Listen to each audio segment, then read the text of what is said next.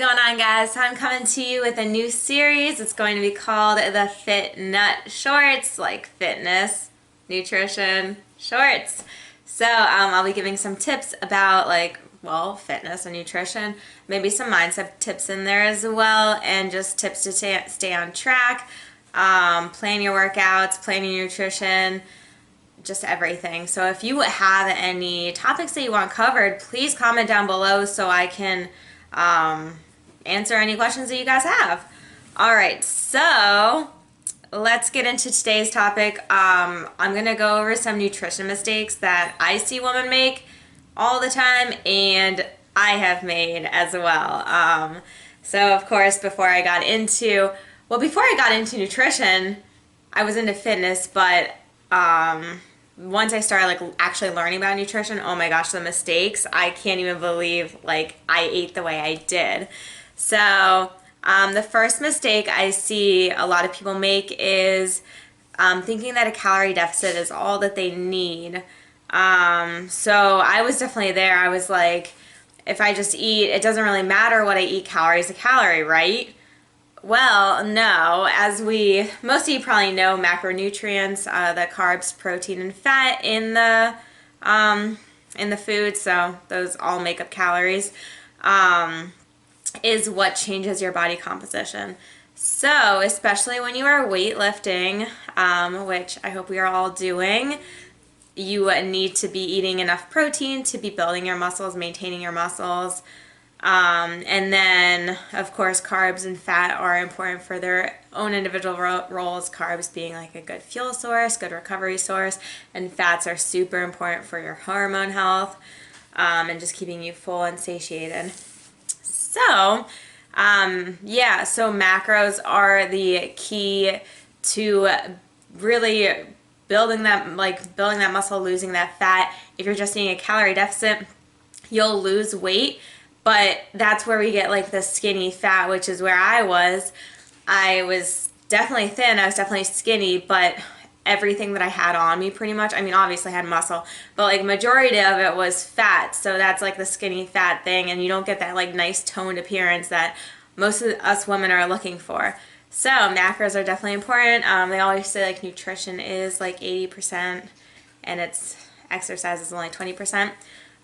Which I was also confused about because I was like, oh, I mean, I eat cake and stuff like that, but I'm still skinny. But I wasn't really focusing on my macronutrients. I mean, I still eat cake because flexible dieting is life.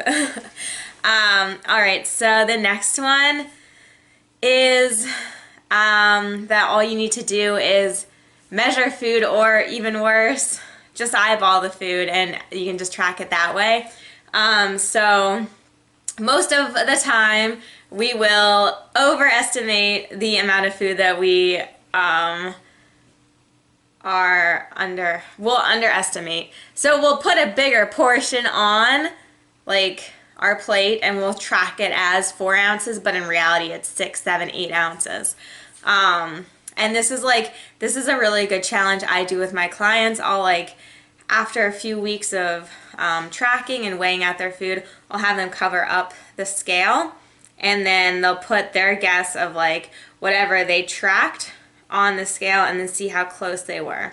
And majority of the time it's oops, I really need to keep working on looking at my portion sizes and actually knowing how much 4 ounces looks like. But off with my ramble. So measuring food, any baker knows this, that measuring out your food compared to weighing is completely different, especially when you're in that diet, deep in that diet, and you're it says 1 tablespoon. They mean a rounded tablespoon, right? I've definitely played the game of how high can we stack this tablespoon of peanut butter and still just track a tablespoon, but unfortunately, that's not how your body's going to see it. Your body is going to see it as the actual serving, which can be up to 3 tablespoons at that point. So yeah, measuring food is not as accurate as weighing out food. And honestly, the people that say that weighing out food is just too tedious, if you're already measuring out your food, you're probably actually doing more dishes because you're dirtying out a measuring cup when you just have the scale and you weigh it out in the bowl that you're going to consume it in. You can just weigh it out and then tear out, zero out the scale, and then weigh the next thing out, or like the plate or whatever. Yeah, so it's less dishes. It doesn't take any longer to weigh out your food. Food scales are like $10 on Amazon, maybe Target has them too. So done with the excuses, let's start weighing our food. So that's the way to be more accurate there. And that's just better for learning portion sizes too, because you'll be looking at the food as you're putting it on the plate. So my next one is that fruit is a great snack or meal. So don't get me wrong, fruit is super nutritious, has lots of macronutrients or micronutrients in it, and just like minerals, vitamins. But if all you're gonna eat as a snack is an apple, you're gonna be hungry again in like 30 minutes. So what I used to do is like a big plate of oranges, apples, bananas, and then guess who was hungry again in 30 minutes? Me.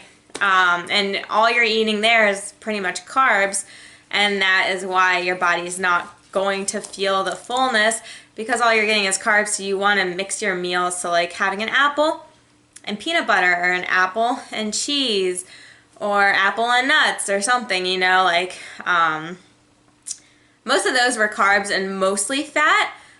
So maybe like doing an apple and some chicken breast would be good. But yeah, you want to mix and match your meals and your snacks so that they have a little bit of fat, a little bit of carb, and a little bit of protein, a nice balance of each, and not just like a strict carb source, because that's not going to keep you full for very long at all.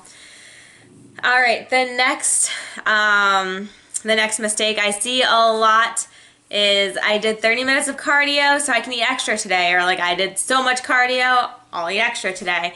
It's like a reward system. Or eating back what your Fitbit or step tracker says. You know how in MyFitnessPal, if you sync them up, it'll tell you like, oh, you burned, and oftentimes for me it'll be like way over 500 calories. I've burned like over 1,000 calories. If I ate over 1,000 calories extra though, that would be definitely showing on the scale if I kept doing that.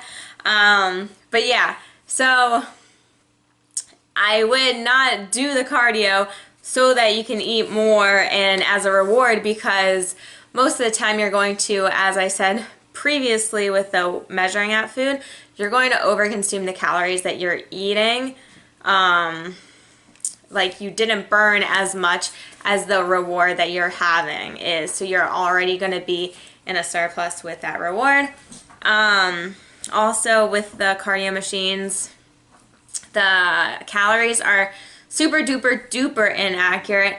Fitbits are a little more accurate, but still, like, you never know how accurate they are. But when I look at my Fitbit compared to the like Stairmaster treadmill, it's usually half of what the Stairmaster told me. So if I went and ate back those calories as a reward, I'd be eating double. Not to mention that I might be over consuming because I'm under reporting what I'm eating. So yeah, so don't eat back your calories from the step counter is definitely step number one. Never do that. Just set your base calories based on your daily like activity levels. So if you're like a dog walker like me, then you have a higher activity level throughout the day than someone that works a desk job. So your calories will probably be a little higher anyways. But then once you get back your report for what you stepped during the day and burned, don't eat those calories back. Hope that makes sense. All right, and I think I only have one more. So the next one is, this was me full on. I thought that fat made me fat. So dietary fat I was afraid of, and I thought it would make me fat because, I mean, why would you call it fat if it's not going to make you fat, right? And that's the same goes with carbs makes me fat, sugar makes me fat. Yeah, so all that stuff.